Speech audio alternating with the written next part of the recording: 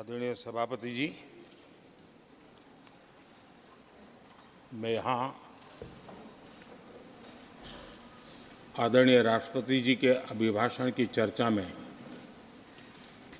भागीदार बनने के लिए उपस्थित हुआ हूँ और मैं आदरणीय राष्ट्रपति जी के भाषण को मेरी तरफ से आदरपूर्वक धन्यवाद भी देता हूँ, अभिनंदन भी करता हूँ।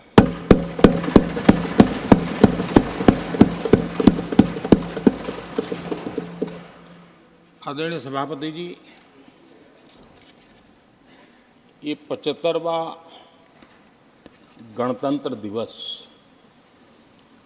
ये अपने आप में एक महत्वपूर्ण माइलस्टोन है और उस समय संविधान की यात्रा के इस महत्वपूर्ण पड़ाव पर राष्ट्रपति जी का भाषण उसका एक ऐतिहासिक महत्व भी रहता है और उन्होंने अपने भाषण में भारत के आत्मविश्वास की बात कही है,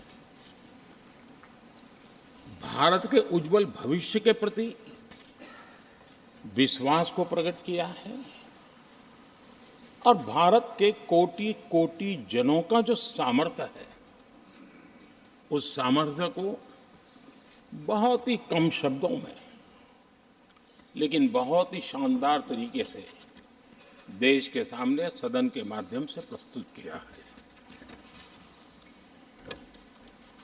मैं राष्ट्रपति जी के इस प्रेरक उद्बोधन के लिए और राष्ट्र को दिशा निर्देश के लिए और एक प्रकार से विकसित भारत के संकल्प को सामर्थ्य देने के लिए हृदय से बहुत बहुत आभार व्यक्त करता हूं।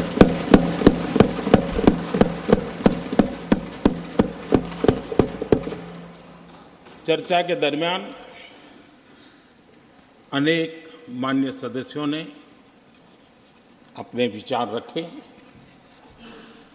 और चर्चा को समृद्ध करने का अपने अपने तरीके से प्रयास भी किया। इस चर्चा को समृद्ध करने के प्रयास करने वाले सभी आदरणीय साथियों का भी मैं हृदय से आभार व्यक्त करता हूं, अभिनंदन करता हूं।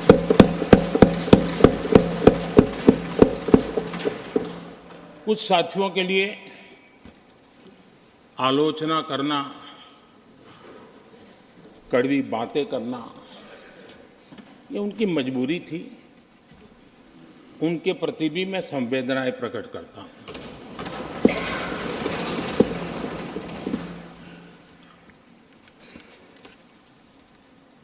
मैं उस दिन तो कह नहीं पाया लेकिन मैं खड़गे जी का विशेष आभार प्रकट करता हूं।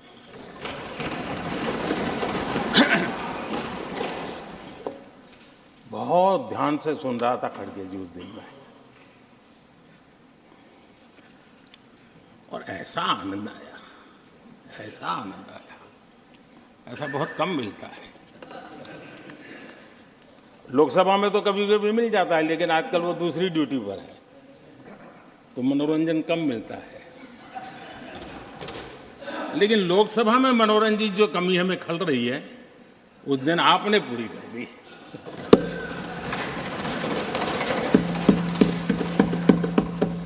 और मुझे प्रसन्नता इस बात की थी कि माननीय खड़गे जी काफी लंबा और बड़ी इम्तिहान वजह से शांति से बोल रहे थे, समय भी काफी लिया था। तो मैं सोच रहा था कि आजादी मिली कैसे, इतना सारा बोलने की आजादी मिली कैसे। तो मैं सोच तो रहा था लेकिन बाद में मेरे ध्यान में आया कि दो स्पेशल कमांडर जो रहते हैं ना उस दिन नहीं थे और आजकल नहीं रहते और इसलिए बहुत भरपूर फायदा स्वतंत्रता का आदरणीय खड़गे जी ने उठाया।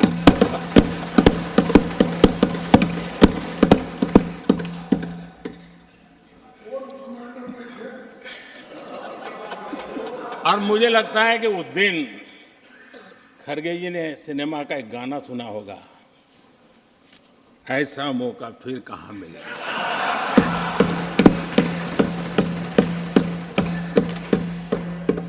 और खड़गे जी भी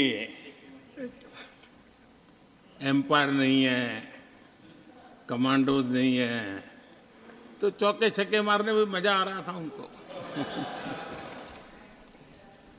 लेकिन एक बात खुशी की रही, उन्होंने जो 400 सीट एनडीए के लिए आशीर्वाद दिया था,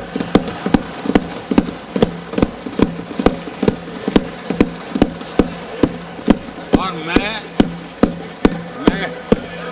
खड़गे जी के इन आशीर्वाद को, आपके आशीर्वाद मेरे सर आंखों पर, अब आपको आशीर्वाद वापिस लेना तो ले सकते हैं, क्योंकि एक खबर तो आ गए हैं।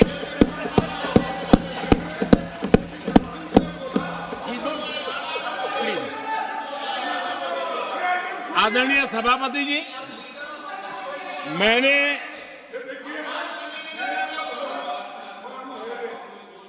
आदरणीय सभापति जी,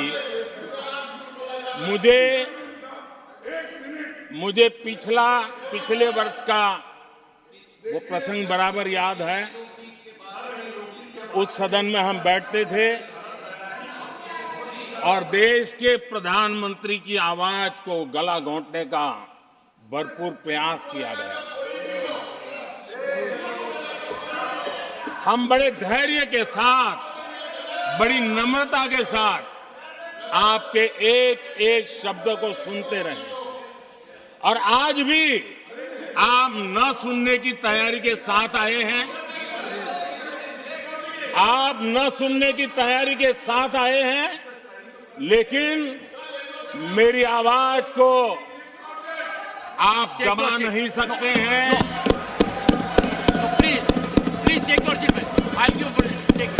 देश की जनता ने इस आवाज को ताकत दी हुई है। देश की जनता के आशीर्वाद से आवाज निकल रही है, और इसलिए आपने पिछली बार, मैं भी इस बार पूरी तैयारी के साथ आया हूं।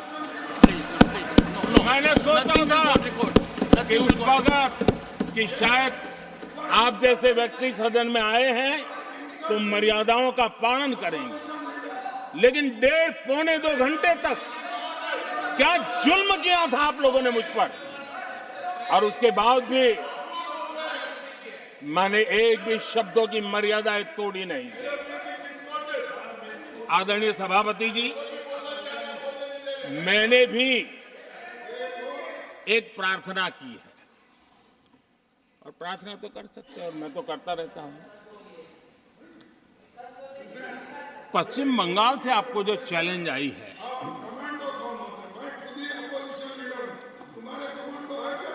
और पश्चिम बंगाल से चैलेंज आई है कि कांग्रेस 440 पार नहीं कर पाएगी, 40 पार नहीं कर पाएगी। मैं प्रार्थना करता हूं कि आप 40 बचा पाएं।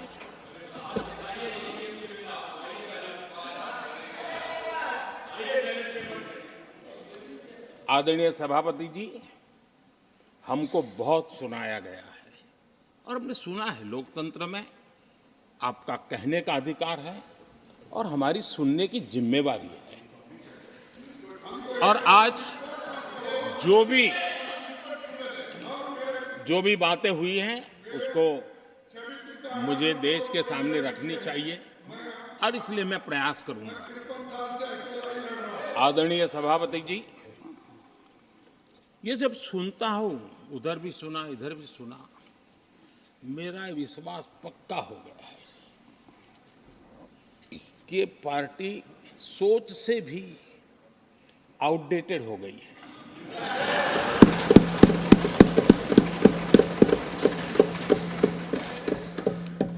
और जब सोच आउटडेटेड हो गई है तो उन्होंने अपना कामकाज भी आउटसोर्स कर दिया है।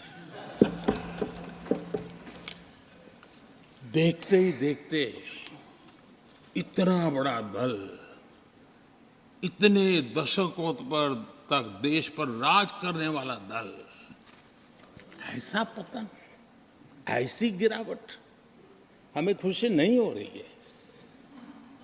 हमारी आपके प्रति संवेदनाएं हैं, लेकिन डॉक्टर क्या करेगा जी, पेशेंट खुद। आगे क्या बोलूं?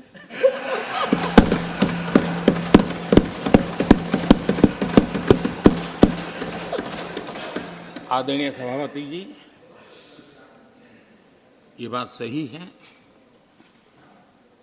कि आज बहुत बड़ी बड़ी बातें होती हैं, सुनने की ताकत भी खो चुके हैं, लेकिन मैं तो देश के सामने बात रखने के लिए जरूर कहूंगा।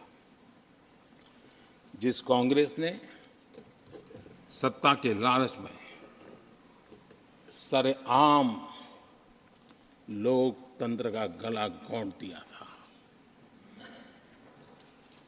जिस कांग्रेस ने दर्जनों बार लोकतांत्रिक तरीके से चुन करके आई सरकारों को रातों रात भंग कर दी थी, बर्खास्त कर दिया, जिस कांग्रेस ने देश की संविधान लोकतंत्र की मर्यादा को जेल के सलाखों के पीछे बंद कर दिया था, जिस कांग्रेस ने अखबारों पर ताले लगाने तक की कोशिश की थी, आवाज, जो कांग्रेस देश को तोड़ने के नैरेटिव घड़ना का नया शौक उनको पैदा हुआ, इतना तोड़ा कम नहीं है, अब उत्तर दक्षिण को तोड़ने के लिए बयान दिए जा रहे हैं।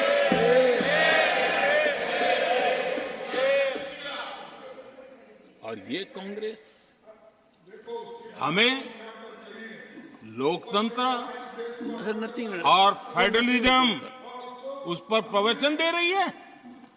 आदरणीय सभापति जी, जिस कांग्रेस ने नथिंग और address will go on record और भाषा के नाम पर देश को बांटने में कोई कसर नहीं छोड़ी, जिस कांग्रेस ने आतंकवाद और अलगाववाद को अपने हित में पनपने दिया, जिस कांग्रेस ने नॉर्थ ईस्ट को हिंसा, अलगाव और पिछड़ेपन में धकेल दिया, जिस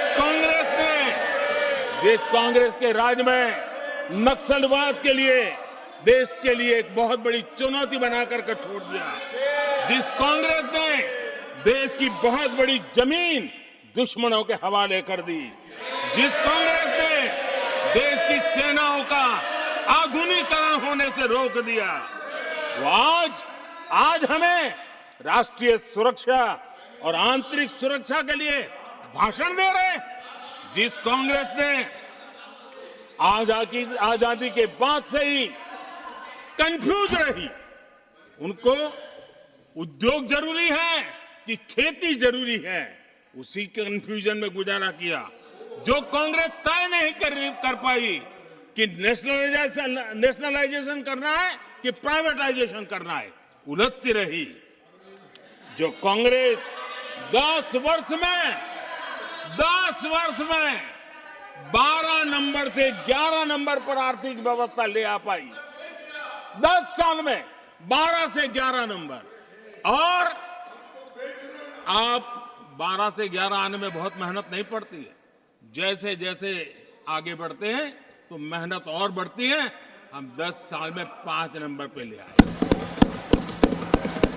और ये कांग्रेस हमें यहां आर्थिक नीतियों पर लंबे लंबे भाषण सुना रही है। आदरणीय सभापति जी, जिस कांग्रेस ने ओबीसी को पूरी तरह आरक्षण नहीं दिया, जिसने सामान्य वर्ग के गरीबों को कभी आरक्षण नहीं दिया, जिसने बाबा साहब के बजाय बाबा साहब को भारत रत्न देने योग्य नहीं माना, अपने ही परिवार को भारत रत्न देते रहे। जिस कांग्रेस ने देश की गली सड़कों चौक चौराहे पर अपने ही परिवार के नाम के पाठ जड़ दिए हैं, वो हमें उपदेश दे रहे हैं। वो हमें सामाजिक न्याय के पाठ पढ़ा रहे हैं। आदरणीय सभापति जी, जिस कांग्रेस के अपने नेता की कोई गारंटी नहीं है, अपनी नीति की कोई गारंटी नहीं है, वो मोदी की गारंटी पर सवाल उठा रहे हैं।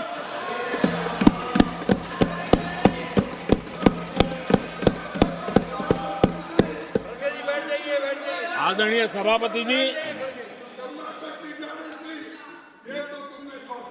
आदरणीय सभापति जी,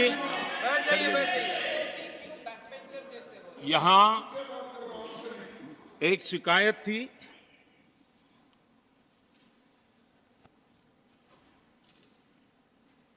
और उनको लगता है कि हम ऐसा क्यों कहते हैं, हम ऐसा क्यों देख रहे हैं। देश और दुनिया उनके 10 साल के कार्यकाल को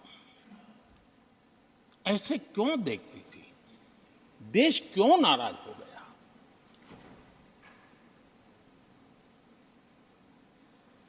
इतना गुस्सा देश को क्यों आया? आदरणीय सभापति जी, हमारे कहने से सब नहीं हुआ है। खुद के कर्मों के फल और अब तो सामने रहते हैं, वो कोई दूसरे जन्म में नहीं होते हैं, इसी जन्म में है। आदरणीय सभापति जी, कुछ हम किसी को बुरा नहीं कहते, हमें क्यों बुरा कहना चाहिए? जब उन्हीं को लोगों ने बहुत कुछ कहा हो तो मुझे क्या कहने की जरूरत है? मैं एक वक्तव्य सदन के सामने रखना चाहता हूं। मैं पहला कोट पढ़ रहा हूं। सदस्यगण जानते हैं, ये कोटेशन है। सदस्यगण जानते हैं कि हमारी ग्रोथ धीमी हो गई है और फिस्कल डेफिसिट बढ़ गया है। महंगाई दर बीते 2 वर्षों से लगातार बढ़ रही है। करंट अकाउंट डेफिसिट हमारी उम्मीदों से कहीं अधिक हो चुका है। ये कोट मैंने पढ़ा। ये किसी भाजपा के नेता का कोट नहीं है, नहीं ये कोट मेरा है। आदरणीय सभापति जी, यूपीए सरकार के 10 साल पर तत्कालीन प्रधानमंत्री आदरणीय पीएम के रूप में रहे श्रीमान मनमोहन सिंह जी ने कहा था और खुद के कार्यकाल में कहा था। ये हालत थी, उन्होंने वर्णन किया था। आदरणीय सभापति जी, अब मैं दूसरा कोट पढ़ता हूं। देश में व्यापक गुस्सा है। पब्लिक ऑफिस के मिसयूज को लेकर भारी गुस्सा है। इंस्टीट्यूशंस का मिसयूज कैसे होता था, ये उस समय ये भी मैंने नहीं करा, ये उस समय के प्रधानमंत्री पद पर डॉक्टर मनमोहन सिंह जी कह रहे थे। उस समय भ्रष्टाचार को लेकर पूरा देश सड़कों पर था, गली गली में आंदोलन चल रहे थे। अब मैं तीसरा कोट पढ़ूंगा।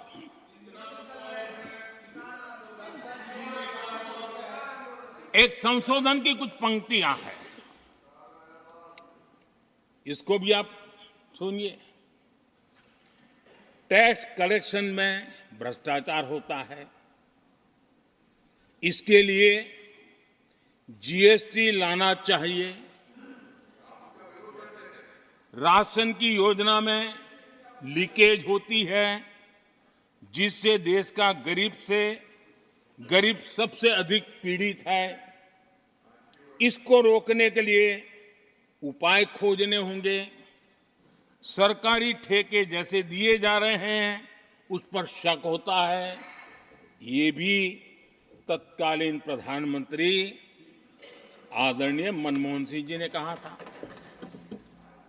और उसके पहले और एक प्रधानमंत्री, उन्होंने ये कहा था कि दिल्ली से 1 रुपया जाता है 15 पैसा पहुंचता है। सुधार, बीमारी का पता था, सुधार करने की तैयारी नहीं थी। और आज बातें तो बड़ी बड़ी की जा रही है। कांग्रेस के 10 साल का इतिहास देखिए। फ्रेजाइल 5 इकोनॉमी में दुनिया में कहा जाता था, मैं नहीं, दुनिया कहती फ्रेजाइल 5, पॉलिसी पैरालिसिस, ये तो उनकी पहचान बन गई थी। और हमारे 10 वर्ष टॉप 5 इकोनॉमी वाले।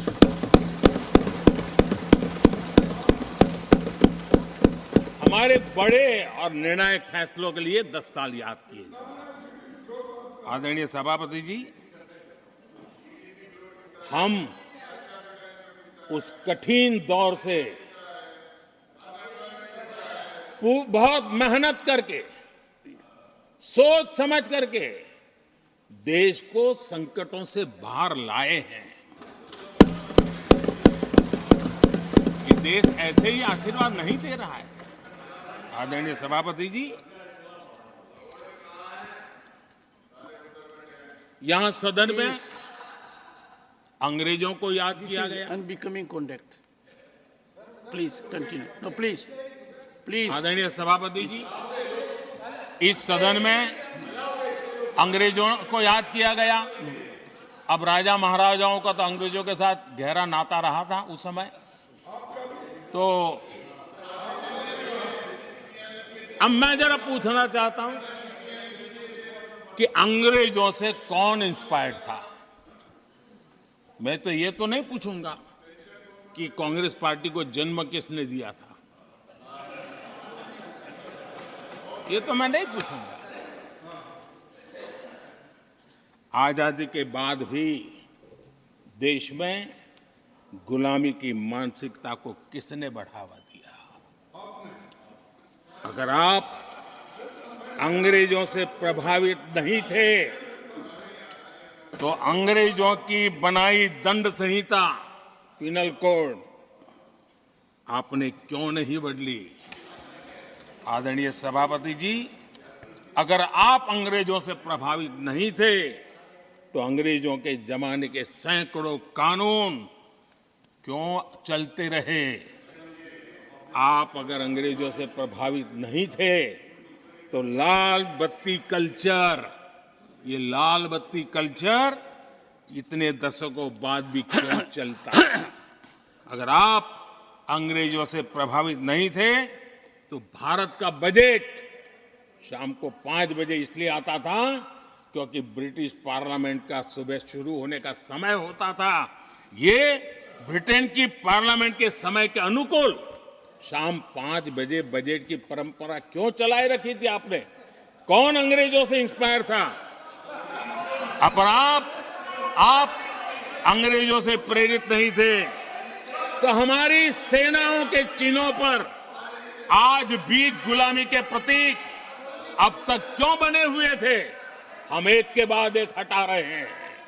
अगर आप अंग्रेजों से प्रेरित नहीं थे तो राजपथ को कर्तव्य पथ बनने के लिए मोदी का इंतजार क्यों करना पड़ा? आदरणीय सभापति जी, अगर आप अंग्रेजों से प्रभावित नहीं थे तो अंडमान और निकोबार, इन द्वीप समूहों पर आज भी अंग्रेजी सत्ता के निशान क्यों लटके पड़े थे?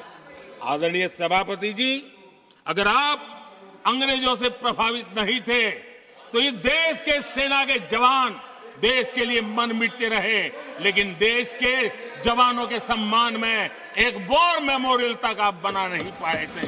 क्यों नहीं बनाया?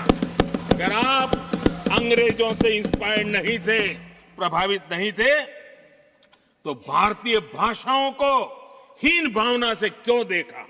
स्थानीय भाषा में पढ़ाई के प्रति आप लोगों की बेरुखी क्यों थी? आदरणीय सभापति जी, अगर आप अंग्रेजों से प्रेरित नहीं थे तो भारत को मदर ऑफ डेमोक्रेसी बताने में आपको कौन रोकता था? आपको क्यों महसूस नहीं हुआ कि दुनिया में? आदरणीय सभापति जी, मैं सैकड़ों उदाहरण दे सकता हूं कि आप किस प्रभाव में काम करते थे और देश को सुनते ये सारी बातें याद आने वाली है। आदरणीय सभापति जी, मैं एक और उदाहरण देना चाहता हूं। कांग्रेस ने नैरेटिव फैलाया और इस नैरेटिव का परिणाम क्या हुआ कि भारत की संस्कृति और संस्कारों मानने वाले लोगों को बड़े हीन भाव से देखा जाने लगा, ढकियानों से मानने लगा गया और इस प्रकार से एक हमारे अतीत के प्रति अन्याय करने की नौबत आई है। अपनी मान्यता को अगर गाली देते हैं, अपनी अच्छी परंपराओं को गाली देते हैं तो आप प्रोग्रेसिव हैं। इस प्रकार के नैरेटिव गढ़े जाने लगे देश में और उसका नेतृत्व कहां होता था ये दुनिया भली भांति जानती है। दूसरे देश से आयात करना, उसको गर्व का और भारत की कोई चीज है तो दूसरे दर्जे की है, ये स्टेटस बना दिया गया था। ये स्टेटस सिंबल बाहर से आया, मेड इन फॉरेन स्टेटस बना दिया था। ये लोग आज भी वोकल फॉर लोकल बोलने से बच रहे हैं। मेरे देश के गरीबों के कल्याण का काम हो रहा है। आज आत्मनिर्भर भारत की बात उनके मुंह से नहीं निकलती है। आज मेक इन इंडिया कोई बोलता है तो उनके पेट में चूहे दौड़ने लग जाते हैं। आदरणीय सभापति जी, देश ये सब देख चुका है और अब समझ भी चुका है और उसी का परिणाम आप भुगत भी रहे हैं। आदरणीय सभापति जी, राष्ट्रपति जी ने अपने अभिभाषण में विस्तार से चार सबसे बड़ी जातियों के विषय में हम सबको संबोधित किया था। युवा, नारी, गरीब और हमारे अन्नदाता। हम जानते हैं इनकी समस्याएं ज्यादातर एक समान है, उनके सपने भी एक समान है और उसके समाधान अगर करने हैं तो थोड़ा 19-20 का फर्क पड़ेगा, लेकिन इन चारों वर्गों के समाधान के रास्ते भी एक ही हैं और इसलिए उन्होंने बहुत ही उपयुक्त रूप से राष्ट्र का मार्गदर्शन किया है कि इन चार स्तंभों को मजबूत करिए, देश विकसित भारत की तरफ तेज गति से आगे बढ़ेगा।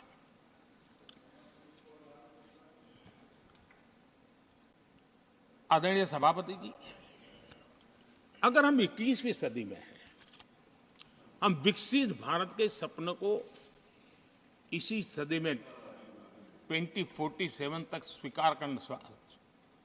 सिद्ध करना चाहते हैं तो 20वीं सदी की सोच नहीं चल सकती।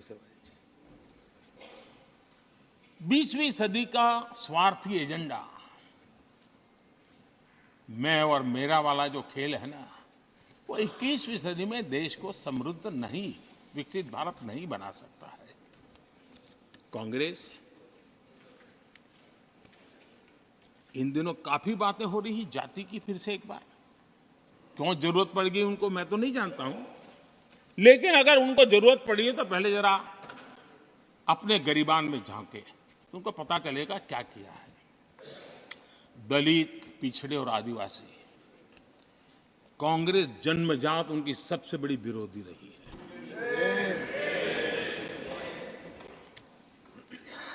और मैं तो कभी कभी सोचता हूं अगर बाबा साहब न होते ना तो शायद कि एससी एसटी को आरक्षण मिलता कि नहीं मिलता, ये भी मेरे मन में सवाल उठता है।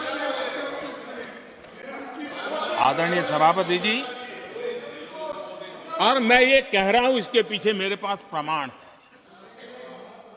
इनकी सोच आज से नहीं, उस समय से ऐसी है, मेरे पास प्रमाण। और मैं प्रमाण के सिवाय मैं यहां कहने के लिए नहीं आया। और जब बातें वहां से उठी हैं तो फिर तैयारी रखनी चाहिए उनको। मेरा परिचय तो हो चुका है, 10 साल हो गए।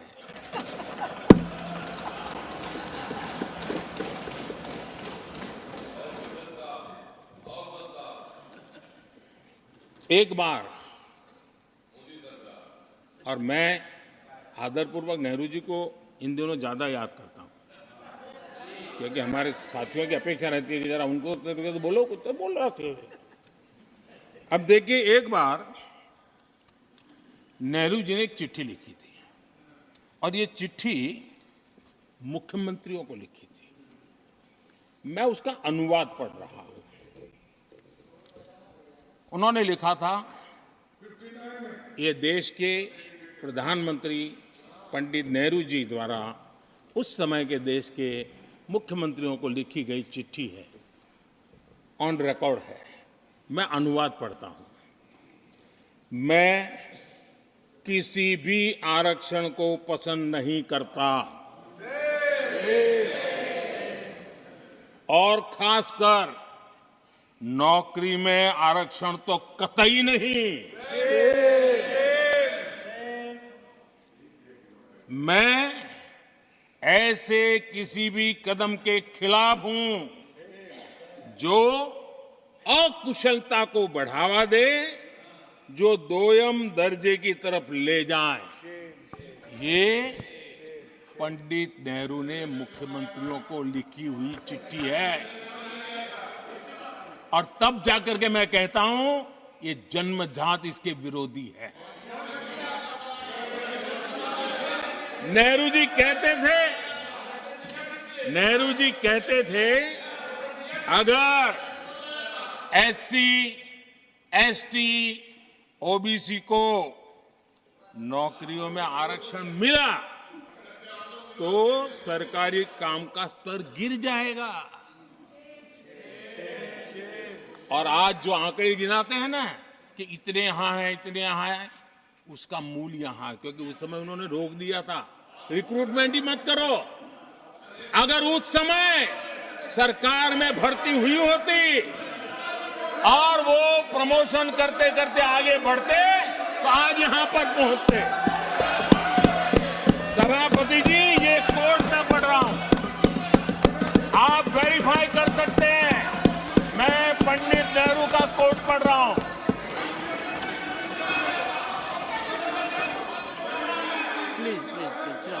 और आदरणीय सभापति जी, Leader of opposition was heard in rapt attention. Are you setting this example? Leader of opposition was heard in rapt सभापति attention. Ji, Please sit down. Sit down. आप तो जानते हैं, नेहरू जी ने जो कहा वो कांग्रेस के लिए हमेशा से पत्थर की लकीर होता है। नेहरू जी ने कहा मतलब पत्थर की लकीर उनके लिए। दिखावे के लिए आप कुछ भी कहें, लेकिन आपकी सोच ऐसे कई उदाहरणों से सिद्ध होती है। मैं अनगिनत उदाहरण देख सकता हूं, लेकिन मैं एक उदाहरण जरूर देना चाहता हूं, और वह उदाहरण मैं जम्मू कश्मीर का देना चाहता हूं। कांग्रेस ने जम्मू कश्मीर के एससी, एसटी, ओबीसी को 7 दशकों तक उनके अधिकारों से वंचित रखा।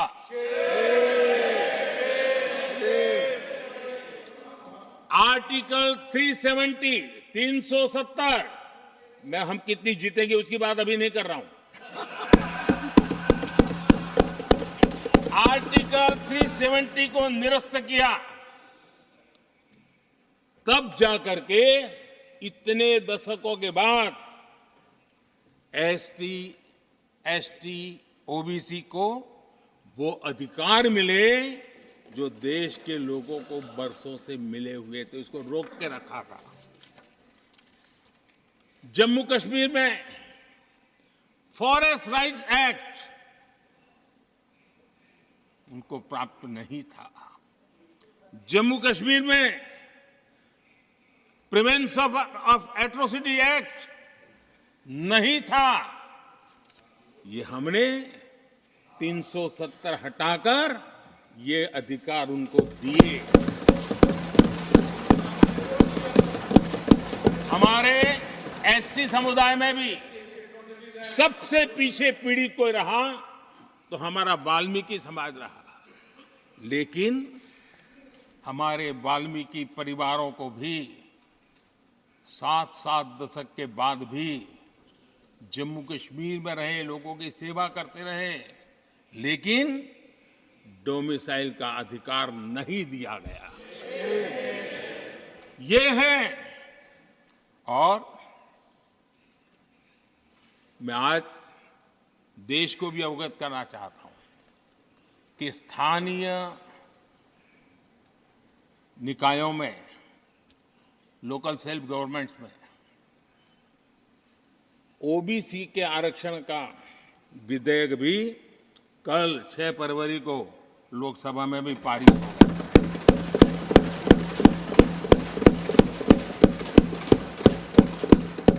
आदरणीय सभापति जी, एससी, एसटी, ओबीसी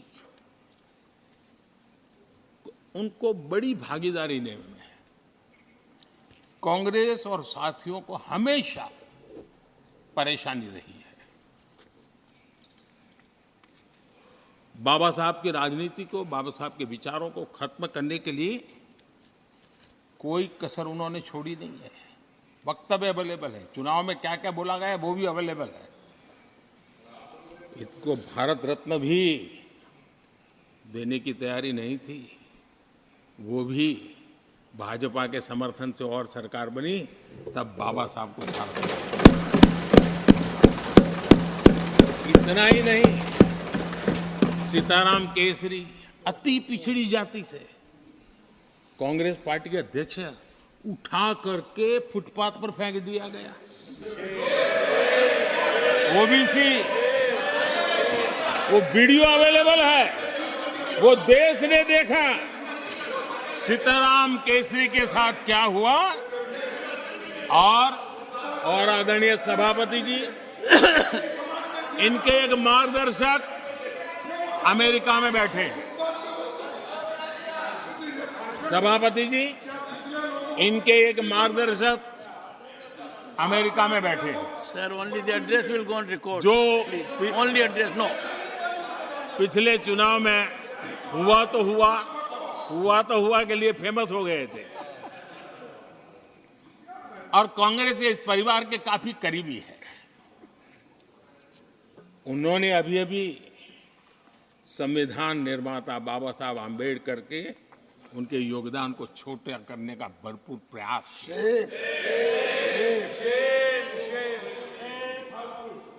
आदरणीय सभापति जी, देश में पहली बार एनडीए ने एक आदिवासी बेटी को राष्ट्रपति बनाने के लिए प्रस्ताव उनको उम्मीदवार बनाया। आपका हमसे वैचारिक विरोध हो वो एक बात है, अगर हमसे वैचारिक विरोध होता, आपने सामने कैंडिडेट खड़ा किया होता, मैं समझ सकता था, लेकिन वैचारिक विरोध नहीं था। क्यों? क्योंकि हमारे यहां से गया हुआ व्यक्ति आपने उम्मीदवार बनाया, इसलिए वैचारिक विरोध नहीं था। आपका विरोध एक आदिवासी बेटी के लिए था, और इसलिए आपने, और ये जब सांगमा जी चुनाव लड़ रहे थे, वो भी एक आदिवासी थे, उनके साथ भी यही किया गया था।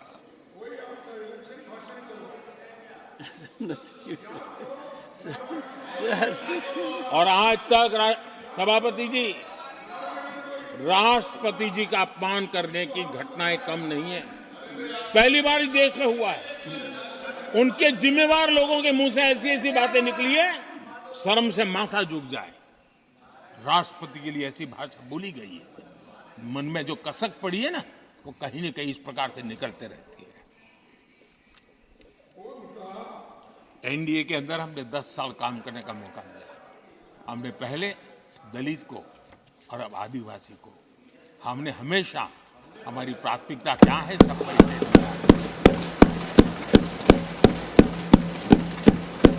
आदरणीय सभापति जी, जब हम हमारी सरकार के परफॉर्मेंस की बात करता हूं, एनडीए की जो गरीब कल्याण की नीतियों की बातें करता हूं, थोड़ा सा अगर उस समाज को निकट से जानते हो, आखिर कौन समाज है लाभार्थी, कौन लोग हैं? ये झुग्गी झोपड़ी में किसको रहने के लिए जिंदगी गुजारनी पड़ रही है? ये किस समाज के लोग हैं? मुसीबतों से गुजरना पड़ता है, व्यवस्थाओं से वंचित रहना पड़ा है, कौन समाज है? हमने जितना काम किया है ना, ये एससी, एसटी, ओबीसी, आदिवासी इसी समाज के लिए है। कच्ची बस्तियों में रहने वाले लोगों को पक्का घर मिला है, तो मेरे इस समाज के बंधुओं को मिला है। स्वच्छता के अभाव में हर वर्ग बीमारी से जूझना पड़ता था, उनको स्वच्छ भारत अभियान का लाभ देने का काम सभापति जी हमारी योजनाओं के तहत मिला है, ताकि उसको अच्छी जिंदगी जीने का अवसर मिला। इसी परिवारों के हमारी माताएं बहनें धुएं से खाना पका पका करके अपनी स्वास्थ्य के संकट को झेल रही थी, हमने उनको उज्ज्वला गैस दिया, वो इन्हीं परिवारों को। मुफ्त राशन हो, मुफ्त इलाज हो, इसके लाभार्थी यही मेरे परिवार हैं, जो समाज के इस वर्ग के मेरे परिवारजन हैं, जिनके लिए हमारी सारी योजनाएं काम कर रही है। आदरणीय सभापति जी, यहां पर कुछ ऐसा नैरेटिव रखा गया, कम से कम तथ्यों को इस प्रकार से नकारना किसका भला होगा? आप ऐसा करके अपनी क्रेडिबिलिटी भी खो रहे हैं, अपनी प्रतिष्ठा भी खो रहे हैं। आदरणीय सभापति जी, यहां शिक्षा के भ्रामक आंकड़े रखे गए, गुमराह करने का कैसा प्रयास होता है। पिछले 10 वर्ष में एससी, एसटी स्टूडेंट्स के लिए जो स्कॉलरशिप दी जाती है, 10 साल में उसकी वृद्धि हुई है।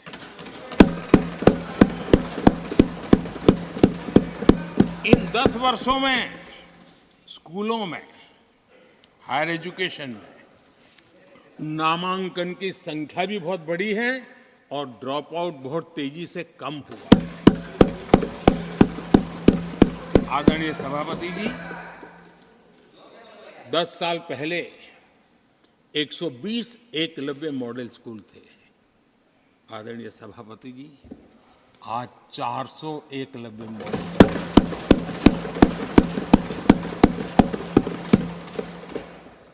आप इन चीजों को क्यों नकारते हैं, क्यों ऐसा करते हैं, मुझे समझ नहीं आता। सभापति जी, पहले एक सेंट्रल ट्राइबल यूनिवर्सिटी थी, आज 2 सेंट्रल ट्राइबल यूनिवर्सिटीज हैं।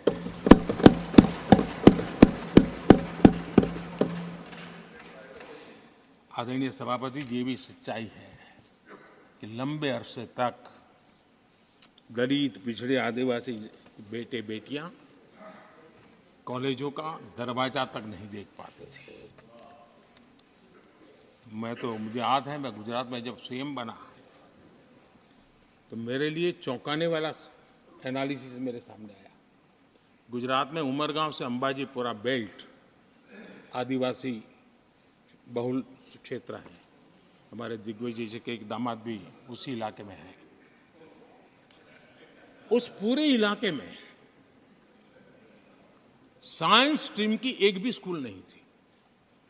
मैं जब वहां गया, अब उस इलाके में मेरे आदिवासी बच्चों के लिए साइंस स्ट्रीम की स्कूल नहीं होगी तो इंजीनियरिंग, डॉक्टरी का तो सवाल ही कहां उठता है। ऐसी मिनिमम चीजें और यहां पर क्या भाषण दे रहे हैं जी। आदरणीय सभापति जी, और मैं बताना चाहता हूं, सदन को गर्व होगा, संतोष, आप उस सदन में बैठे हैं वहाँ एक ऐसी सरकार आपके साथ बात कर रही है, कि ऐसी सरकार नेतृत्व कर रही है जहाँ कितना बड़ा परिवर्तन आया। आप उस समाज का विश्वास बढ़ाइए, उनका हौसला बुलंद कीजिए, वो देश की मुख्य धारा में तेजी से आगे बढ़े, उसके लिए हम प्रयास करें, सामूहिक प्रयास करें। आप देखिए, आदिवासी और हमारे एससी एसटी समाज के विद्यार्थियों का नामांकन, मैं कुछ आंकड़े रखना चाहता हूं। उच्च शिक्षा में एससी विद्यार्थियों का नामांकन 44% बढ़ा है।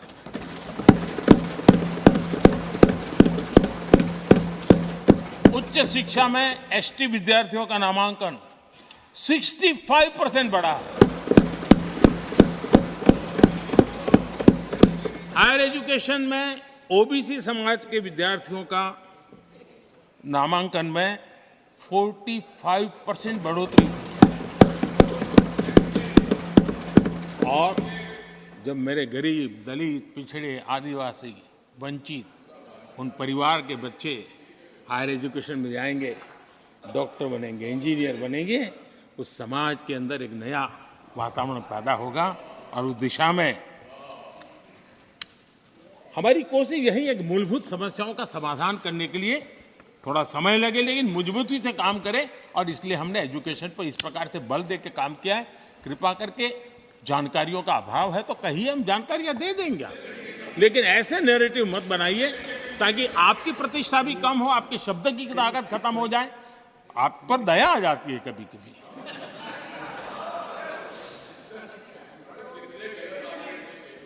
आदरणीय सभापति जी, सबका साथ सबका विकास ये नारा नहीं है, ये मोदी की गारंटी है।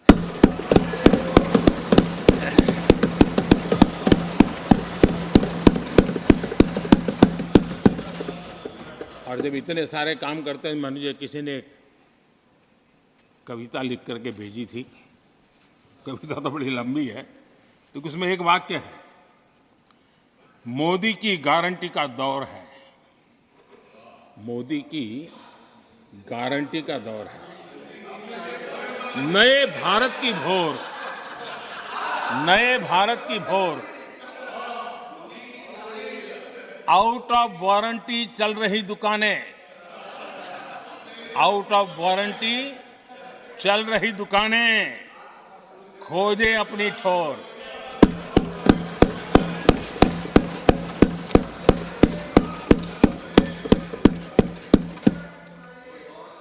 आदरणीय सभापति जी,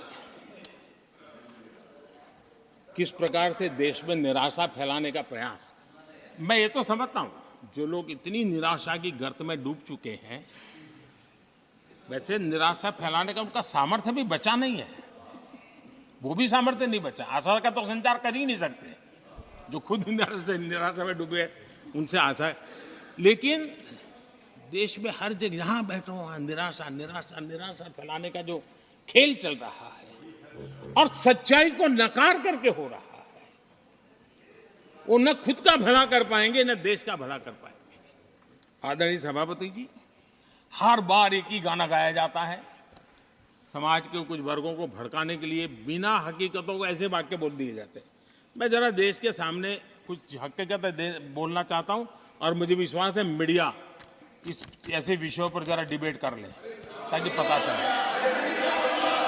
आदरणीय सभापति जी, यहां पर सरकारी कंपनियों को लेकर हम पर भांति भांति के आरोप लगे। क्या क्या आरोप लगाए जा रहे हैं, सिर पैर माथा कुछ नहीं, बस लगाते चलो। अब देखिए, देश को याद है मारुति के शेयर का क्या खेल चल रहा था। उस जमाने में हेडलाइन बना करती थी, मारुति शेयर का क्या चल रहा था। मैं उसकी गहराई में नहीं जाना चाहता, वरना उनको वहां तक पानी पहुंचेगा कि शायद यहाँ पर करंट लग जाएगा, इसलिए मैं वहां तक जाना नहीं चाहता। आदरणीय सभापति जी, आदरणीय सभापति जी, देश को जानना जरूरी है। आदरणीय सभापति जी, मैं तो आजाद भारत में पैदा हुआ हूं, मेरे विचार भी आजाद है और मेरे सपने भी आजाद हैं। जो गुलामी की मानसिकता को जीने वाले हैं उसके बाद और कोई चीजें नहीं है, वही पुराने कागज लेकर के घूमते रहते हैं।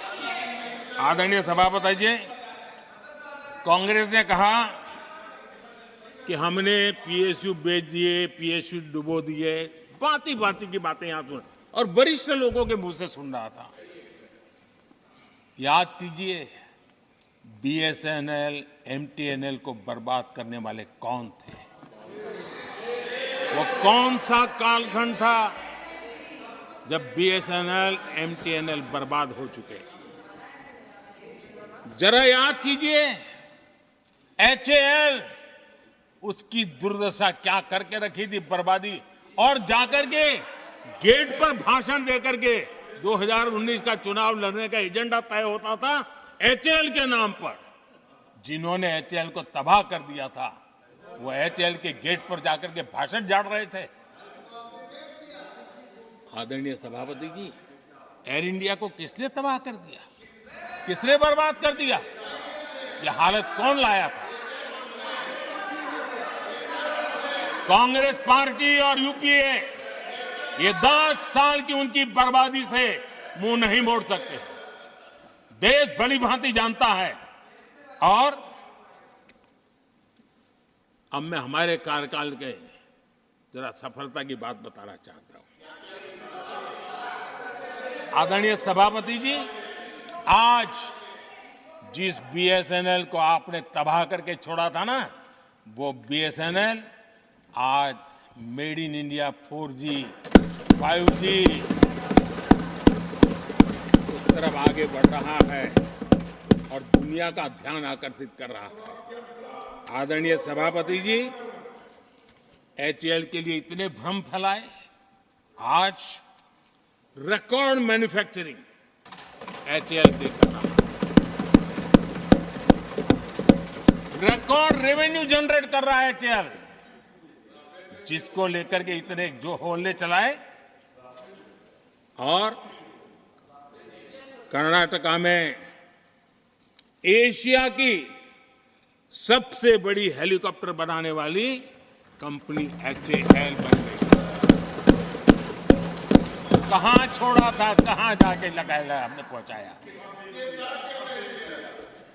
आदरणीय सभापति जी, एक कमांडो यहां नहीं है, एलआईसी को लेकर भी पता नहीं कैसे कैसे बड़े विद्वत्तापूर्ण बयान देते थे। एलआईसी का ऐसा हो गया, एलआईसी का वैसा हो गया, एलआईसी का यूं हो गया। जितनी गलत बातें एलआईसी को लिए बोलनी चाहिए बोली। और तरीका यही है, किसी को बर्बाद करने, अफवाह फैलाओ, झूठ फैलाओ, भ्रम फैलाओ। और टेक्निक वही है, गांवों में किसी का बड़ा बंगलो हो, लेने का मन करता हो, लेकिन हाथ ना लगता हो तो फिर हवा फैला देते। ये भूतिया बंगला है, यहां जो जाता है ऐसी हवा फैला देते, कोई लेता नहीं, फिर खोजा करके लपक लेते। एलआईसी क्या क्या चलाया। आदरणीय सभापति जी, मैं सीना तान करके सुनाना चाहता हूं, आंखें ऊंची करके सुनाना चाहता हूं, आज एलआईसी के शेयर रिकॉर्ड स्तर पर ट्रेड हो रहे हैं। क्यों? आदरणीय सभापति जी, अब प्रचार किया जा रहा है पीएसयू बंद हो गए, पीएसयू बंद हो गए। अब उनको तो याद भी नहीं होगा क्या है, बस किसी ने पकड़ा दिया, बोलो बोलो। 2014 में देश में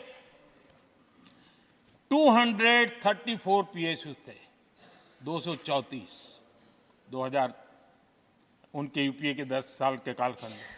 अब 14 में जब उन्होंने छोड़ा 234 आज 254 है। 234 थे, आज 254 है। अब भाई कोई कौन सा अरिथमेटिक वो जानते हैं, बेच दिए। अब बेचने के बाद 250 हो गया। क्या क्या कर रहे हो आप लोग? आदरणीय सभापति जी, आज अधिकतर पीएसयू रिकॉर्ड रिटर्न दे रहे हैं और इन्वेस्टर्स का भरोसा पीएसयूज की तरफ बढ़ रहा है। जो छोटा सा भी शेयर बाजार जानते हैं, इनको समझ आता है। नहीं समझता है तो किसी को पूछो। आप सभापति जी देखिए, बीएसई पीएसयू इंडेक्स में बीते 1 वर्ष के दौरान लगभग 2 गुनी उछाल हुई है। आदरणीय सभापति जी, 10 साल पहले, यानी 2014, 4 से 14 के बीच की बात करता हूं, पीएसयू का नेट प्रॉफिट करीब करीब 1.25 लाख करोड़ था और इस 10 वर्ष में पीएसयू का नेट प्रॉफिट 2.5 लाख करोड़ है।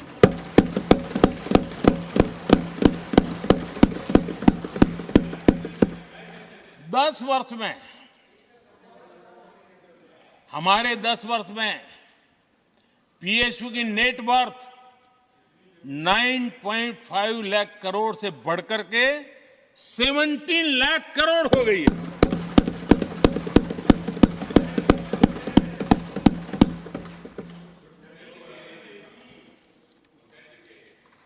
आदरणीय सभापति जी, इनका हाथ जहां भी लगता है ना, उसका डूबना तय हो जाता है और उससे यही दशा करके उन्होंने छोड़ी थी। हम मेहनत करके इतनी बाहर लाए, इतनी प्रतिष्ठा बढ़ी है। आपको खुशी होनी चाहिए, भ्रम मत फैलाइए, बाजार में हवा ऐसी न फैलाइए कि देश के सामान्य निवेशक के मन को उलझन में आ जाए। ऐसा काम आप नहीं कर सकते। आदरणीय सभापति जी, इन लोगों की मर्यादा इतनी है, अब इन्होंने अपने युवराज को एक स्टार्टअप बना करके दिया है। अब वो नॉन स्टार्टर है।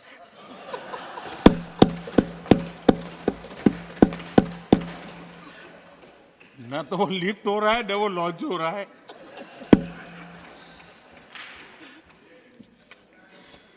आदरणीय सभापति जी,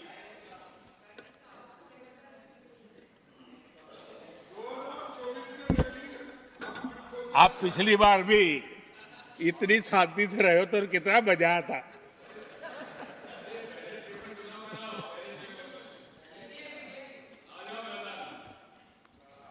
आदरणीय राष्ट्रपति जी, आदरणीय सभापति जी,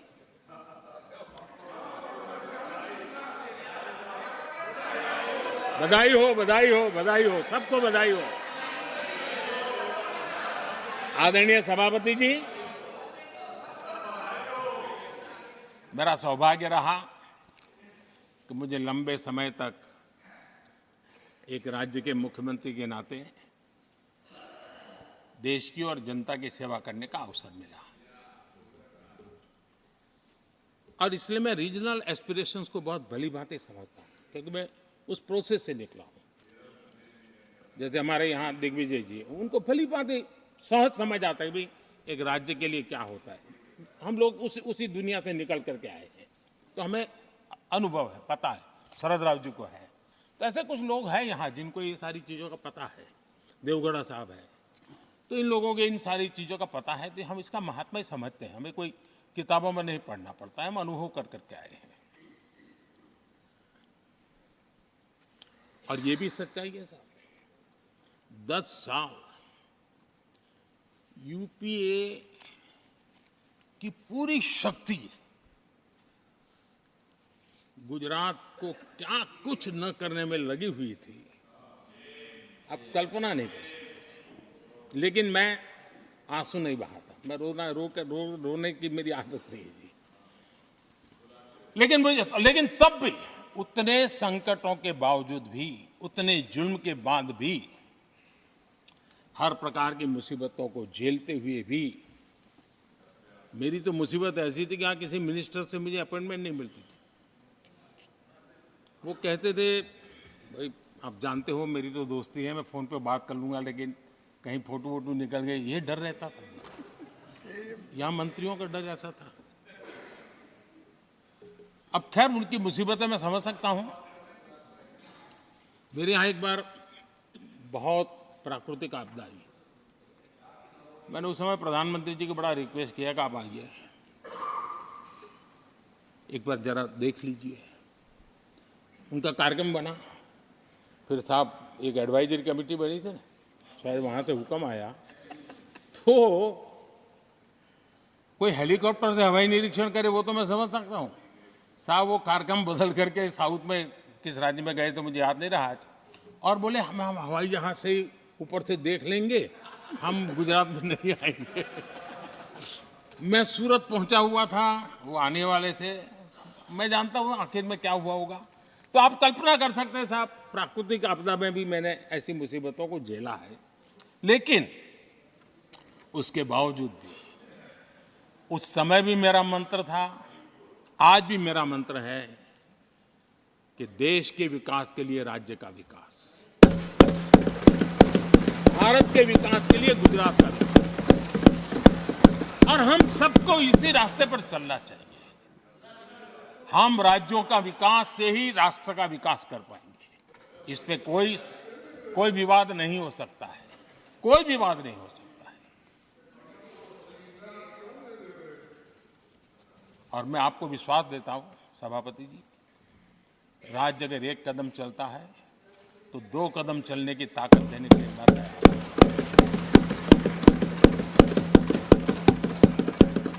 कोऑपरेटिव फेडरलिज्म क्या होता है, और मैंने तो हमेशा कहा कॉम्पिटिटिव कोऑपरेटिव फेडरलिज्म। आज देश को जरूरत है कॉम्पिटिटिव कोऑपरेटिव फेडरलिज्म। हमारे राज्यों के बीच में तंदुरुस्त स्पर्धा हो ताकि हम तेजी से देश में आगे बढ़े। एक सकारात्मक सोच के साथ हमको चलने की जरूरत है। और मैं ये राज्य में था तब भी इसी विचारों को लेकर के काम करता था, इसलिए चुपचाप सहता भी था। आदरणीय सभापति जी, कोविड एक उदाहरण है। इतना बड़ा संकट आया दुनिया का, ऐसे संकट के समय राज्य के मुख्यमंत्रियों के साथ 20 बैठकें की। उस कालखंड में एक एक बात का विचार विमर्श करके साथ लेकर के, और सभी राज्यों का सहयोग, एक टीम बन करके केंद्र और राज्य ने काम किया। दुनिया जिस मुसीबत को झेल नहीं पाई, हम सब ने मिल करके, किसी एक को क्रेडिट मैं कभी नहीं दूंगा, सब ने मिल करके इस देश को बचाने के लिए जो हो सकता है, राज्यों को भी उसकी क्रेडिट लेने का पूरा अधिकार है। इस सोच में हमने काम किया। आदरणीय सभापति जी, G20 का आयोजन हम दिल्ली में कर सकते थे। हम दिल्ली में इन बड़े बड़े नेताओं के बीच रह करके सब कुछ क्या नहीं कर, पहले हुआ ही है। हमने ऐसा नहीं किया। हमने G20 का पूरा यश राज्यों को, दिल्ली में एक मीटिंग की तो राज्यों में 200, एक एक राज्य को एक्सपोजर मिले दुनिया में। ये गलती से नहीं हुआ, योजना के तरीके से हुआ है। मेरे लिए किसकी सरकार है इसके आधार पर मैं देश नहीं चलाता। हम सब मिलकर के देश आगे बढ़ाना चाहते हैं, इस भूमिका से काम किया है। आदरणीय सभापति, हमारे देश में विदेश के मेहमान आते थे तो मेरे आने के बाद आ रहे था, थोड़ा पहले भी आते थे। आज विदेशी मेहमान आते हैं तो मेरा आग्रह रहता है कि आपको एक दिन किसी राज्य में जाना चाहिए।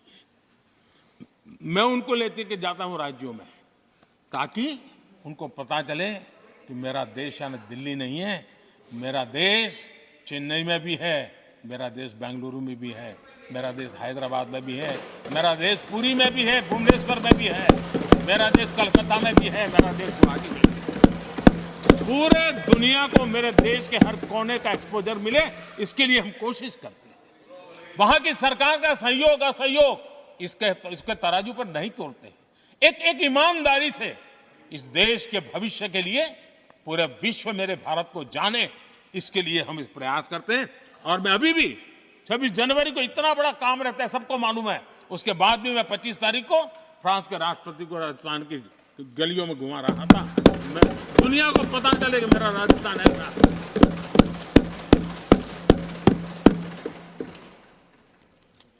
आदरणीय सभापति जी,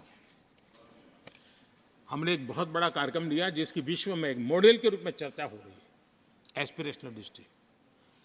एस्पिरेशनल डिस्ट्रिक्ट की जो सफलता है ना, उसमें 80% भूमिका मेरे राज्यों के सहयोग की है। राज्यों ने जो सहयोग किया है, उन्होंने एस्पिरेशनल डिस्ट्रिक्ट की मेरी भावना को समझा है। आज उस एस्पिरेशनल डिस्ट्रिक्ट को आगे बढ़ाने के लिए 80% ताकत राज्यों से मिल रही है, डिस्ट्रिक्ट लेवल के अफसरों से मिल रही है। और जो राज्य, वो राज्य की औसत में भी आखिरी पायदान पे खड़े थे, वो आज नेशनल एवरेज के साथ कंपटीशन करने लगे। ये डिस्ट्रिक्ट कभी पिछड़ी डिस्ट्रिक्ट मानी जाती थी। ये सबका सहयोग से हो रहा है, और इसलिए हमारे कार्यक्रमों की रचना ही सबको साथ लेकर के चलने की है और मिल करके देश के भविष्य को बनाने की है। आज देश का हर कोना, हर परिवार विकास के फल प्राप्त करे, ये हम सबका दायित्व है और हम उसी दिशा में जाना चाहते हैं। हम हर राज्य को उसका पूरा हक भी देना चाहते हैं। लेकिन मैं आज एक अहम मुद्दे पर मेरी पीड़ा व्यक्त करना चाहूंगा। आदरणीय सभापति जी, एक राष्ट्र हमारे लिए सिर्फ जमीन का टुकड़ा नहीं है, हम सब के लिए एक इकाई ऐसी है जो प्रेरणा देने वाली इकाई है। जैसे शरीर होता है, शरीर में जैसे अंगांगी भाव होता है, अगर पैर में कांटा लगे तो पैर ये नहीं कहता है, हाथ कभी नहीं सोचता है कि मुझे क्या, पैर को कांटा लगा है, पैर पैर का काम करेगा। पल भर में हाथ पैर के पास पहुंच जाता है, कांटा निकालता है। कांटा पैर को लगता है, आंख ये नहीं कहती कि आंसू मैं क्यों बहाऊं, आंसू आंख से निकलते हैं। हिंदुस्तान के किसी भी कोने में दर्द हो तो पीड़ा सबको होनी चाहिए। अगर देश का एक कोना, अगर शरीर का एक अंग अगर काम नहीं करता है तो पूरा शरीर अपंग माना जाता है। शरीर जिस प्रकार से, अगर देश का भी कोई कोना, देश का कोई क्षेत्र विकास से वंचित रह जाएगा तो देश विकसित नहीं हो सकता है। और इसलिए हमें भारत को एक अंगांगी भाव से देखना होना चाहिए, उसको टुकड़ों में नहीं देखना चाहिए। जिस प्रकार से हिंदी और भाषा बोली जा रही है, देश को तोड़ने के लिए, राजनीतिक स्वार्थ के लिए नए नैरेटिव गढ़े जा रहे हैं।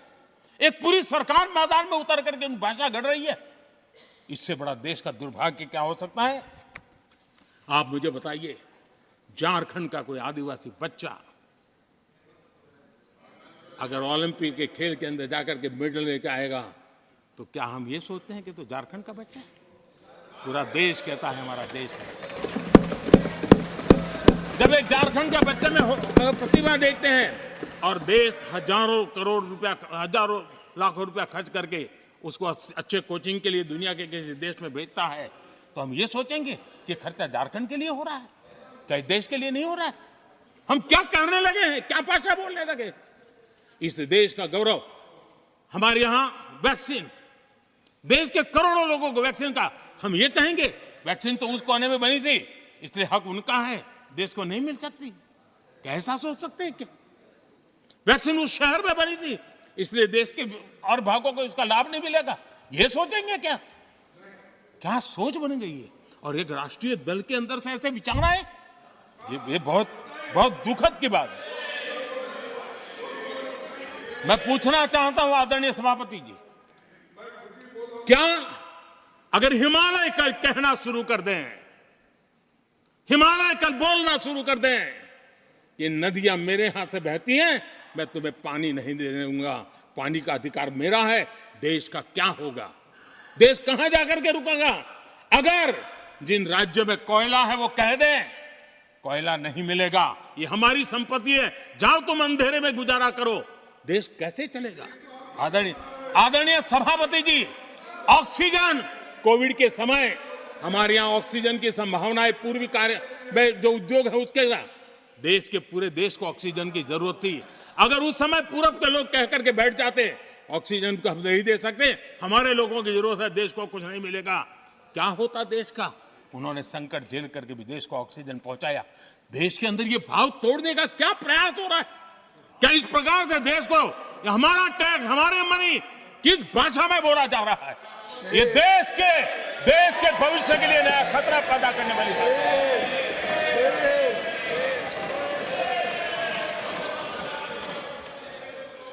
देश को तोड़ने के लिए नए नए नैरेटिव खोजना बंद कर दीजिए। देश को आगे बढ़ना है, देश को एक साथ लेकर के चलने का प्रयास कीजिए। आदरणीय सभापति जी, पिछले 10 वर्ष नीति और निर्माण के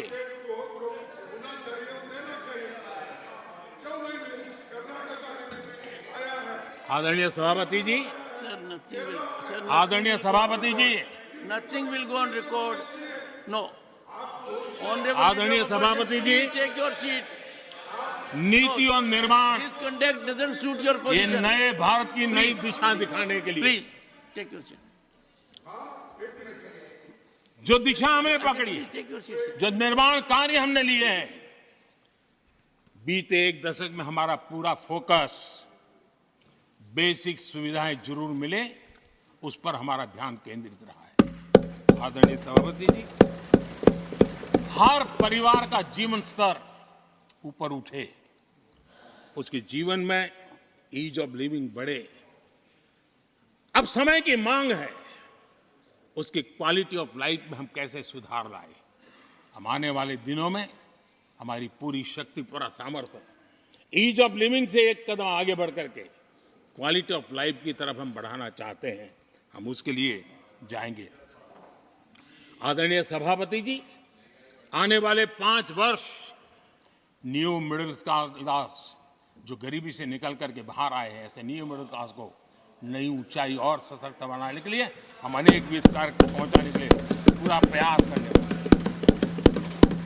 और इसलिए हमने सामाजिक न्याय का जो मोदी कवच दिया है ना, उस मोदी कवच को और मजबूत बनाने और ताकत देने वाले हैं। आदरणीय सभापति जी, आजकल जब हम कहते हैं कि 25 करोड़ लोग गरीबी से बाहर आए, तो ऐसा कुतर्क दिया जाता है कि 25 करोड़ बाहर आए तो फिर 80 करोड़ को खाना अनाज क्यों देते हो? आदरणीय सभापति जी, हम जानते हैं कोई बीमार व्यक्ति हॉस्पिटल से बाहर आ जाए ना, तो भी डॉक्टर कहता है कुछ दिन इसको ऐसे ऐसे संभालिए, खाने में परहेजी रखिए, ढिकना करिए, फलाना करिए, ये कहना क्यों? कहीं दोबारा वहाँ मुसीबत में ना आ जाए। जो गरीबी से बाहर निकला है ना, उसको ज़्यादा संभालना चाहिए ताकि कोई ऐसा संकट आ करके फिर से गरीबी की तरफ लपक न जाए। और इसलिए उसको मजबूती देने का समय देना चाहिए। ये समय हमने गरीब को मजबूत, ताकि वो फिर से वो न्यू मिडिल क्लास फिर से वापस उस गर्त में डूब न जाए। हम 5 लाख रुपए आयुष्मान का देते हैं ना, उसके पीछे एक इरादा है, परिवार में एक बीमारी आ जाए ना, मध्यम वर्ग का आदमी भी गरीब बनने से देर नहीं लगती है। और इसलिए गरीबी से बाहर निकलना जितना जरूरी है, उतना गलती से भी गरीबी की तरफ पीछे न चला जाए, उसके लिए ध्यान रखने की आवश्यकता है। और इसलिए हम अनाज देते हैं, अनाज देते रहेंगे, किसी को बुरा लगे या न लगे। 25 करोड़ गरीबी से बाहर निकले हैं, न्यू मिडिल क्लास हुए हैं, लेकिन मुझे समझ है, मैं उस दुनिया जी करके आया हूं, उनको जरूरत ज्यादा है। और इसलिए हमारी ये योजना जारी रहेगी। आदरणीय सभापति जी,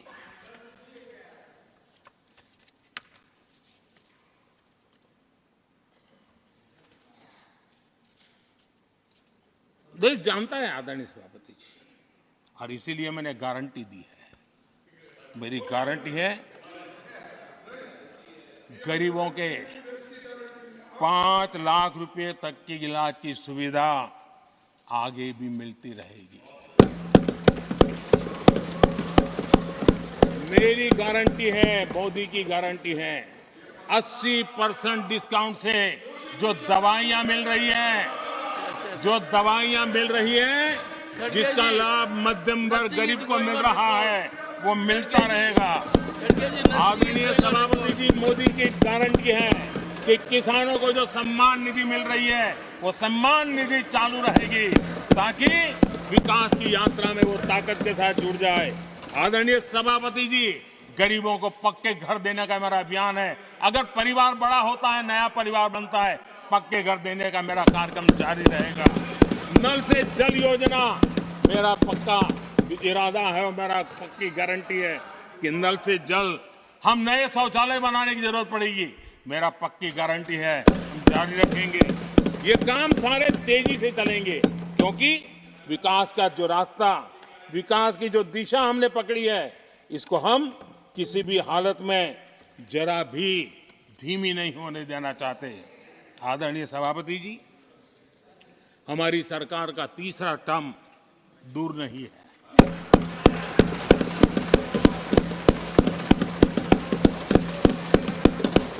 कुछ लोग इसे मोदी 3.0 कहते हैं। मोदी 3.0 विकसित भारत की नींव को मजबूत करने के लिए पूरी शक्ति लगा देंगे। आदरणीय सभापति जी, अगले 5 साल में भारत में डॉक्टरी की संख्या पहले की तुलना में अनेक गुना बढ़ेगी।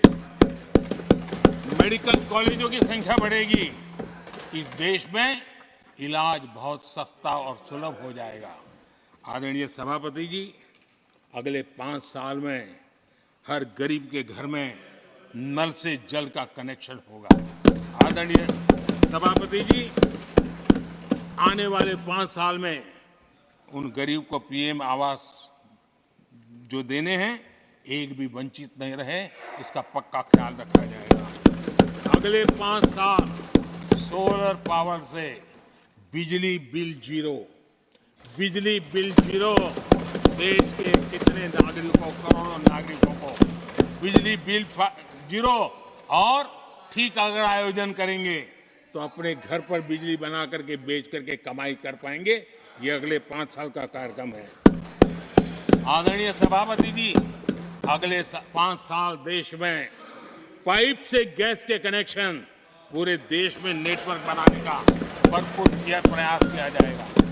सभापति जी, आने वाले 5 साल हमारी युवा शक्ति का दम पूरी दुनिया देखेगी। आप देखना आदरणीय सभापति जी, हमारे युवा स्टार्टअप्स, युवाओं के यूनिकॉर्न, इसकी संख्या लाखों में होने वाली है। और इतना ही नहीं, टियर 2, टियर 3 सिटी नए नए स्टार्टअप से उसकी एक नई पहचान के साथ उभरने वाला है। ये मैं 5 साल का चित्र मेरे सामने देख रहा हूं। आदरणीय सभापति जी, रिसर्च फंडिंग, उसकी वृद्धि का प्रभाव आप देखना। पिछले 7 दशक में जितने पेटेंट नहीं हुए हैं, उतने रिकॉर्ड पेटेंट फाइल होने का दिन आने वाले 5 साल में मैं देख रहा हूं। आदरणीय सभापति जी, आज मेरे मध्यम वर्ग के लाखों बच्चे विदेशों में पढ़ने के लिए चले जाते हैं। मैं वो स्थिति लाना चाहता हूं कि मेरे बच्चों के लाखों रुपए बच जाएं, मेरे देश के मध्यम वर्ग के सपने पूरे हो, बेस्ट यूनिवर्सिटी मेरे देश में हो, उच्चतम शिक्षा उनको मेरे देश में मिले और मेरे बच्चों का, उनके परिवार का पैसा बचे। इसलिए मैं कह रहा, आदरणीय सभापति जी, आने वाले 5 साल आप देख रहा, कोई भी इंटरनेशनल खेल की कंपटीशन ऐसी नहीं होगी जिसमें भारत का झंडे हर जगह बढ़ना था। मैं देखने वाला हूं 5 साल खेल जगत के अंदर दुनिया में भारत के युवा की शक्ति की पहचान देने। आदरणीय सभापति जी, आने वाले 5 साल में भारत का पब्लिक ट्रांसपोर्ट पूरी तरह ट्रांसफॉर्म होने वाला है। अगले 5 साल में गरीब और मिडिल क्लास को तेल और शानदार यात्रा की सुविधाएं बहुत आसानी से मिलने वाली है, तेज मिलने वाली है, पूरी ताकत से व्यवस्था होने वाली है। अगले 5 साल में देश बुलेट ट्रेन भी देखेगा और देश वंदे भारत ट्रेन का विस्तार भी देखेगा। आदरणीय सभापति जी, अगले 5 साल में आत्मनिर्भर भारत का अभियान नई ऊंचाई पर होगा। देश हर क्षेत्र में आत्मनिर्भर होता नजर आएगा। आदरणीय सभापति जी, आने वाले 5 साल में मेड इन इंडिया सेमीकंडक्टर दुनिया में हमारी गूंज होगी। इलेक्ट्रॉनिक हर गुड्स में वो चीप होगी जिसमें किसी न किसी भारतीय का पसीना होगा। आदरणीय साहब, दुनिया के इलेक्ट्रॉनिक बाजार में एक नई गति का सामर्थ्य आने वाले 5 साल में देश देखेगा। आदरणीय सभापति जी, आज देश लाखों करोड़ रुपए का तेल इंपोर्ट करता है। अपनी ऊर्जा जरूरतों के लिए हम ज्यादा से ज्यादा आत्मनिर्भर बनने की दिशा में काम करेंगे और मुझे विश्वास है हम ऊर्जा जरूरतों पर जो डिपेंडेंसी है वो कम करने में सफल होंगे। इसे इतना ही नहीं, आदरणीय सभापति जी, ग्रीन हाइड्रोजन अभियान हम दुनिया के बाजार को लालायित करने की दिशा में आगे बढ़ रहे हैं। हमारा ग्रीन हाइड्रोजन ऊर्जा जरूरतों को पूरा करने का सामर्थ्य रहेगा। इथेनॉल की दुनिया में हम तेजी से आगे बढ़ रहे हैं। हम 20% का लक्ष्य प्राप्त करके हमारे लोगों को ट्रांसपोर्टेशन में सस्ता मिले, इसकी व्यवस्था होगी। आदरणीय सभापति जी, जब मैं 20% इथेनॉल की बात करता हूं, उसका सीधा लाभ मेरे देश के किसानों को होने वाला है। किसानों की नई बचत मिलने वाली है। देश के हजारों करोड़ रुपए आज खाद्य तेल, हम कृषि प्रधान देश तो कहते हैं, लेकिन आज भी हजारों करोड़ रुपयों का खाने का तेल हमें बाहर से लाना पड़ रहा है। हमारा देश के किसानों पर मुझे भरोसा है और मुझे पक्का भी जो नीतियों को लेकर के हम चलते हैं, एडिबल ऑयल में मेरा देश बहुत एक आत्मनिर्भर 5 साल में हो जाएगा और जो पैसा बचेगा मेरे देश के किसान की जेब में जाएगा, जो आज विदेश के बाजार में जाता है। आदरणीय सभापति जी, केमिकल की खेती के कारण हमारी धरती माँ को बहुत नुकसान हो रहा है। आने वाले 5 साल में नेचुरल फार्मिंग की तरफ देश के किसानों को ले जाने में हम सफलतापूर्वक आगे बढ़ेंगे। एक नया जागृति का काम होगा, हमारी धरती माँ की भी सुरक्षा होगी। आदरणीय सभापति जी, नेचुरल फार्मिंग बढ़ने से दुनिया के बाजार में भी हमारे उत्पादों की ताकत बढ़ने वाली है। आदरणीय सभापति जी, यूएन के माध्यम से मैंने मिलेट का अभियान चलाया। श्री अन्न तक के राते आज हमने उसकी पहचान दी है। मैं वो दिन दूर नहीं देखता हूं जबकि आने वाले 5 साल में दुनिया के बाजार में सुपर फूड के रूप में मेरे गांव के छोटे छोटे किसानों के द्वारा पैदा हुआ मिलेट, श्री अन्न, दुनिया के बाजार में प्रतिष्ठा होगी, सुपर फूड की प्रतिष्ठा होगी। आदरणीय सभापति जी, ड्रोन खेतों में एक नई किसानों की ताकत बन करके उभरने वाला है। 15,000 ड्रोन दीदी का कार्यक्रम ऑलरेडी हम लॉन्च कर चुके हैं। ये तो शुरुआत है, आगे बहुत सफलता दिखती है। आदरणीय सभापति जी, हम नैनो टेक्नोलॉजी को एग्रीकल्चर में लाने में प्रयोग अब तक सफल हुए हैं। हमने नैनो यूरिया में बहुत बड़ी सफलता पाई है, नैनो डीएपी की दिशा में सफलता पाई है और आज एक बोरी भर खातर लेकर के घूमने वाला किसान एक बोतल के खातर से काम चला लेगा, वो स्थिति दूर नहीं है। आदरणीय सभापति जी, सहकारिता क्षेत्र में हमने एक नई मिनिस्ट्री बनाई है। उसके पीछे इरादा है कि एक सहकारिता का पूरा जन आंदोलन नई ताकत के साथ उभरे और 21वीं सदी की आवश्यकता के अनुसार उभरे, उसको भी हम, और उसका सबसे बड़ा लाभ हम 2 लाख भंडारण का काम जो हाथ में लिया है, जब 5 साल के भीतर वो पूरा हो जाएगा, छोटा किसान को भी अपनी पैदावार को रखने की जगह मिल जाएगी। किसान तय करेगा किस भाव से बाजार में बेचना है, नहीं बेचना है।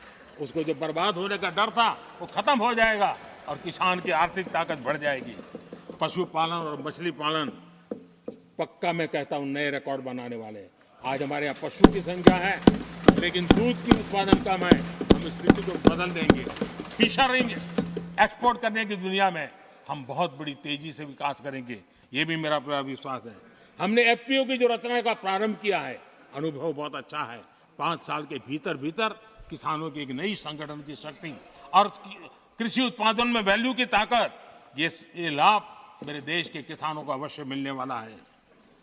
आदरणीय सभापति जी, G20 की सफलता ने साफ कर दिया है और दुनिया में कोविड के बाद जो खुलापन आया उस खुलापन का सबसे बड़ा लाभ हमने देखा है कि विश्व का ध्यान भारत की तरफ गया है और इसलिए एक बहुत बड़ा क्षेत्र टूरिज्म आने वाले दिनों में होने वाला है और जो सबसे ज्यादा रोजगार देने वाला है।